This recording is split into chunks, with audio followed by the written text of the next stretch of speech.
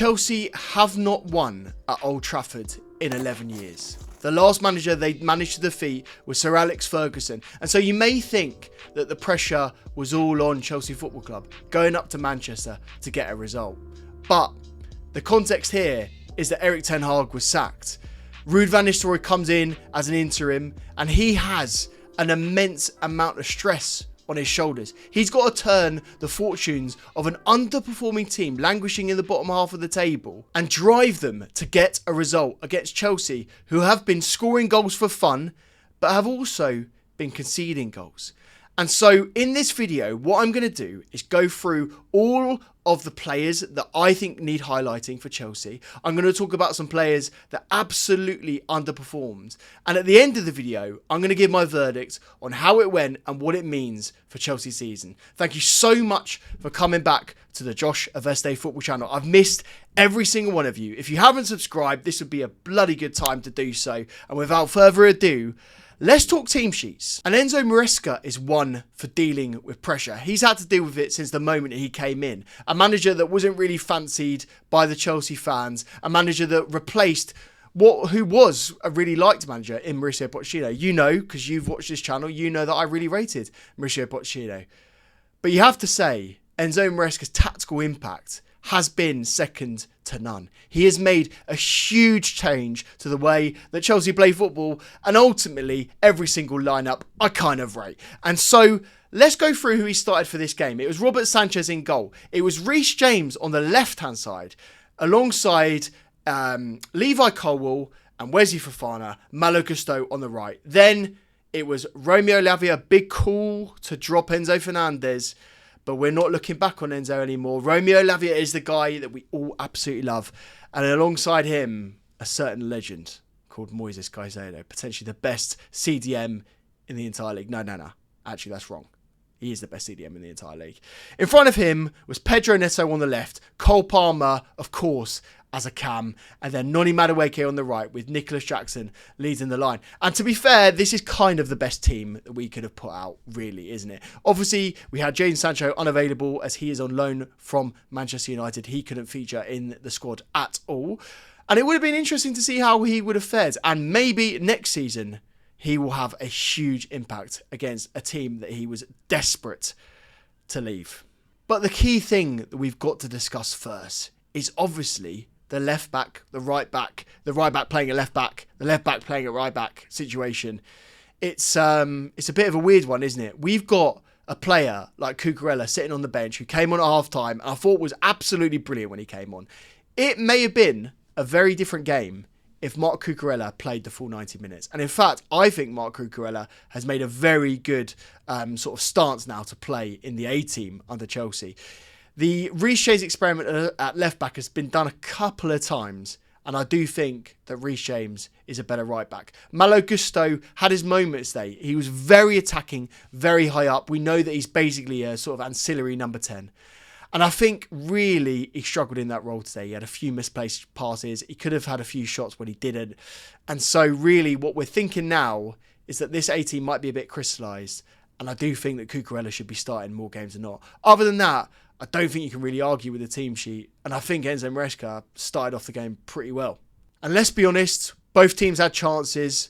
There was a lot of opportunities off the woodwork. I think Man United had 3 themselves. Obviously, Chelsea had that first half header with Noni Madueke missing from the corner. And I don't know if it's too harsh, but maybe should have done a little bit better on that. We then had a penalty shout off the back of that. The game was a basketball match. Upwards and downwards, transitional. It was always one of those games that you worry about making small errors. And it was a game really of errors.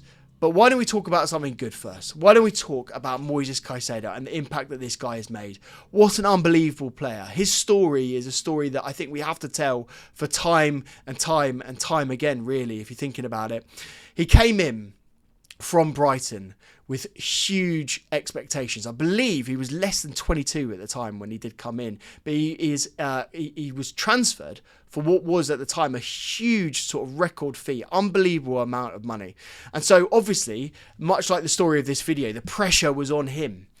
And yet yeah, he made a few mistakes at the start of his career. Obviously, the one against West Ham in his first game was awful. And yeah, he made a few mistakes other than that. But beyond that, he's bedded in so well to this Chelsea team. And I think the stats alone speak for themselves. You know, I was looking at tackles and I was looking at blocks. And in the entire top 5 leagues, he's in the 93rd percentile, so only 7% are better than him in tackles. And he's in the 95th percentile of blocks. Only 5% of players are better than him. And you look at that, that could be in France, that could be in other leagues. Those numbers are just ridiculous. And I think it's what's incredibly clear now is that Moises Caicedo will be in the conversation for player of the season from a midfielder perspective. From a general perspective. This guy's immense. This guy's elite. I'm so proud that we've got him in the team.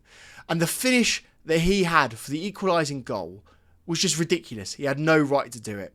And I think there are so many people now that last season were questioning whether he was a flop of the season, whether he was never going to be good enough for Chelsea, whether we'd overspent again. But you have to say, a player under 25, playing week in, week out in the Premier League, running the way that he does, very rarely ever injures.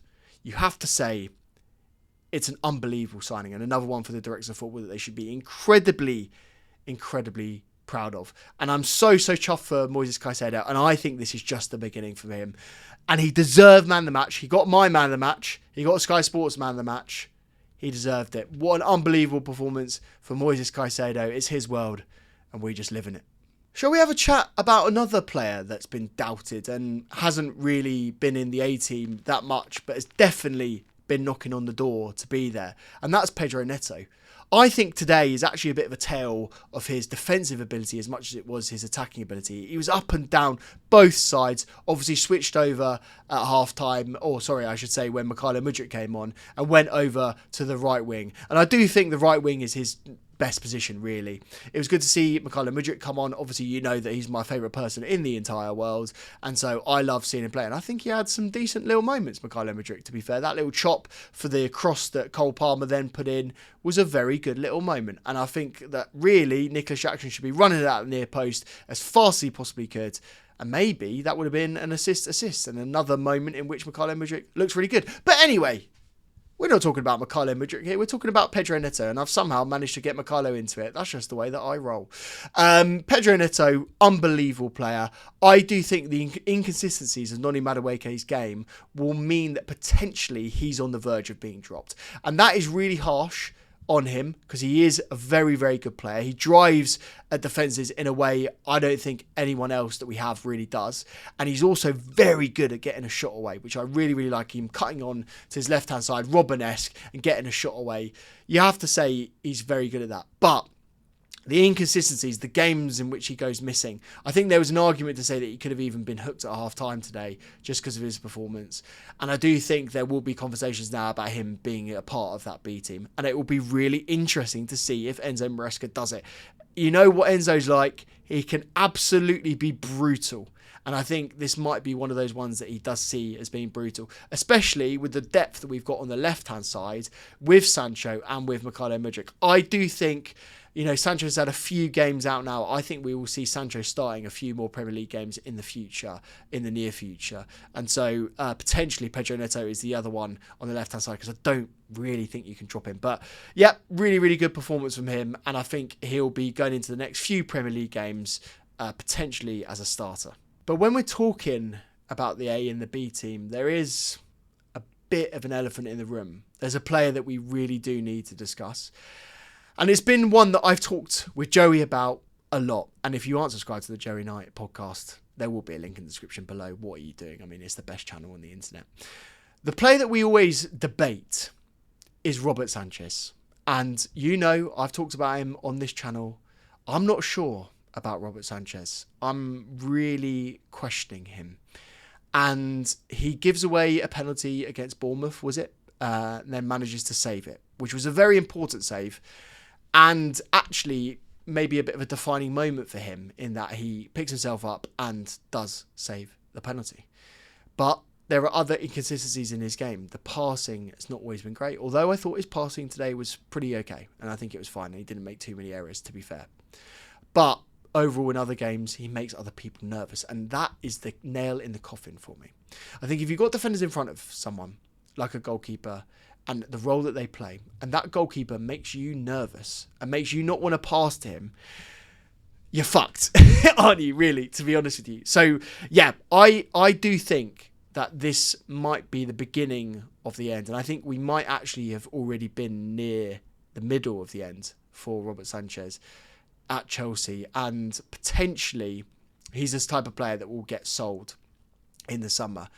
And if we do, then we've got to look at either bringing in another goalkeeper, which we've already signed about 75 goalies, so that would be mental. Or you've got to give someone like Jorgensen a good run of games and let him build his own confidence. It's harsh. And I don't think it's particularly fair, actually, on Sanchez to be so able to drop him. But the stats just don't lie. And it's more than the stats, really. It's kind of the way that he makes you feel and the eye test. And that's kind of unforgivable. But yeah, let me know what you think in the comments. Do you think that Robert Sanchez will be our goalkeeper at the start of the season next year?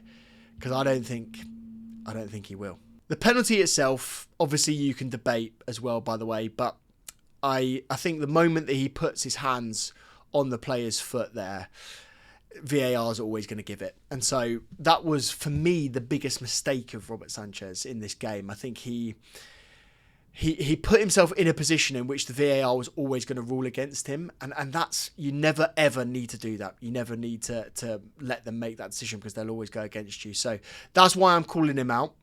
I don't have that fire in my belly in the way that I'm like, he needs to go right now. He should be dropped immediately. Because ultimately, much like a striker, a goalkeeper can be a confidence position. And I want to try and back him as much as we possibly can. And he will. He's a very clever guy. I think he will bounce back from this. And he will probably end up starting more games than he doesn't. He will still be in the A team. But I think, as I say, we're on that journey now where, you know, there are decisions probably being made at a boardroom level. And I think the directors of football will be looking at that position and potentially looking to strengthen it. And yeah, as I say, really interested to see what you think. And he's under a lot of pressure. So what is the sort of outcome of this game? What does it mean for Chelsea? Well, this was last season entitled The Mid-Off. The Battle of the Mid-Off. The battle of fallen giants that have completely lost their way in the Premier League to a level in which is embarrassing, to be fair. Two titans, I should say, of English football. Two giants. And they have not been anywhere near getting a title in a very, very, very long time. And as a Chelsea fan, really, I'm going into that game and kind of feeling if we don't get a win, this is a bit of a shit result, to be fair. New bounce under a manager or not, you kind of look at that squad and go, they're shit. Like, they need so much work. And I've said it over and over again in the kickoff, and I believe it, right? And that's no discouragement to Man United. I actually do think they've got individuals there that can really progress and grow. But they're at the start of a transition. They need to gut that squad. They need to offload quite a few players. They need to get some really good youthful players in. And then under this new manager, they could be really exciting. And I think that their new movements and the acquisition of the new manager, Amarin, who again we were in for, is really exciting for them. And they will move to that back five sort of defensive shape, which I think will be really impactful for them because they have so many really good defenders. I think they will start climbing up the table, and this will be a bit of a moment for them, a bit of a beginning for them. But for Chelsea, when you look at it, they did have more big chances. They did hit the post and the bar a couple of times. They did open us up from that perspective, but we're open anyway. Like, that isn't really anything new. But really, we shouldn't have made the mistake. Like, it's the mistake that's the killer, and that's why I do have to apportion blame to Robert Sanchez, because if he doesn't make that touch on the attacker's foot, then the penalty isn't given, and the game may have been completely different, to be fair. And really, the way that the attacker was moving, it was just completely unnecessary. So, what does this mean for our season? It probably means we're not in a title race, but were we really ever in a title race? Like, really, honestly, were we ever really in a title race? I'm not sure. But what it definitely proves is that Chelsea are progressing. And that's really all we needed from this season. We needed to see upwards movement. We needed to see the next level, right? We'd got 6th. That was a really poor season. We had a really poor season even before that, right? And if we finish 4th, 3rd this year, that will be a very good move up. A really, really strong move up. Even if we finished 5th, I'd be happy with that, right? And I think all of you would too. Let me know if you would be happy with 5th. I think some of you would go, we should be doing better than that with the squad we've got. But 5th would be okay. It would be fine, right? But we are right up there now. You look at the league table, it's Forest, Man City and Liverpool above us. We're now above Arsenal and Aston Villa. And you say at the start of the season, are they going to be the teams that you're challenging? You would say absolutely yes. You would say that Arsenal wouldn't be challenging with us, in fact, to be fair. You think that Arsenal would probably be a very comfortable second, maybe challenging for the title. And so what the most interesting thing now is the pressure that I'm describing that's on Enzo Maresca since the start of his career at Chelsea. The pressure that he had going into that game at Old Trafford with that new manager bounce and dealing with the sort of mentality shift, which can be so transformative for a team like Manchester United. It doesn't stop. It doesn't end. It just continues. And in fact, sometimes it gets worse, right? And so this game now against Arsenal, we've just gone from a season-defining moment at Manchester United. But this game against Arsenal is absolutely season-defining. It really is. Like, maybe more so than the Man United game now, with the results and the way they've gone, with Arsenal dropping points, with us going above them now on goal difference. It's a huge game. It's at Stamford Bridge. You know what the atmosphere is going to be like. I'm so excited to go and watch the game. And if you want to watch the game yourself, by the way, there are some tickets potentially below in the description from Sports Breaks. But to be fair, they've got loads of other tickets that you can get for other games up and down the country to watch Chelsea, to watch other games. And so if you are coming in from abroad, definitely give them a check out and give them a look. The link will be in the description. But yeah, that game is going to be massive. And I'm so excited for the atmosphere. I'm so excited to just watch that one. Like, the pressure, this is the buzzword of this video, is on Mikel Arteta. There are Arsenal fans saying he should be sacked. It's just mental, that is, by the way. Like, Arsenal fans, another breed, right? But yeah, like, that game, that could signify we could challenge for second. It could. Absolutely could. And if we lose it, then, you know, Enzo Maresca has to go to the drawing board. We still can't beat any big teams. And the game's on then. Like, you know, we go again. But we're in a really interesting time for Chelsea. I think overall, I think it would be very easy to say a draw against Man United at Old Trafford is a negative result because of the way they've been performing. But with the context involved, I think overall it's a fine result. I think it's overall one of those ones that you probably move on from really quickly and look to progress. And I think all of the data around Chelsea, the goals that we're conceding, you know, the chances that we're creating is so exciting that we're going to just have to deal with conceding a few goals and conceding a few chances and hope that we outscore teams. And ultimately, we're going to be watching more and more basketball games and more fun games because that's just the way that Chelsea play. And so, yep, this could have been doom and gloom. When that penalty went in, it could have been so negative. But overall, I don't want to be negative, and I don't want to communicate negativity because ultimately, Chelsea are progressing. We are getting better.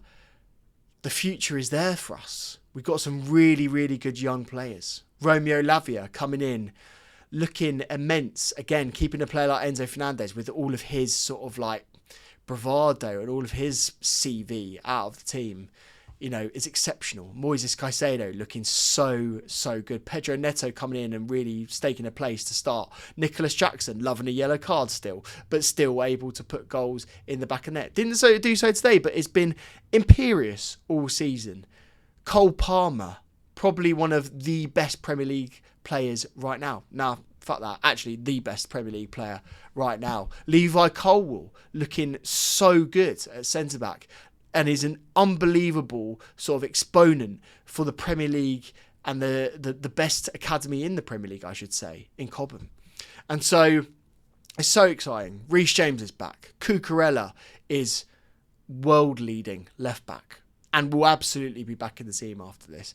Wesley Fofana still unscathed injury-wise and performing at a very high level. You know, there is a lot of positivity here, and I think there are a few gaps that we can plug. But beyond that, lads and ladies, Chelsea are here. We're still here to stay. And I don't think a draw against Man United is something we should be too cut up about. Let me know what you think in the comments below. If you haven't subscribed, this would be a beautiful time to do so. There's going to be loads more content coming up on this channel. And tomorrow, I'm with the one, the only, the legend that is Joey Knight to talk more about this Manchester United game. But I had to get this one up tonight for you lot. Thank you so much for sticking with me. Thank you so much for all your love. I've missed every single one of you, and I will see you in the next video.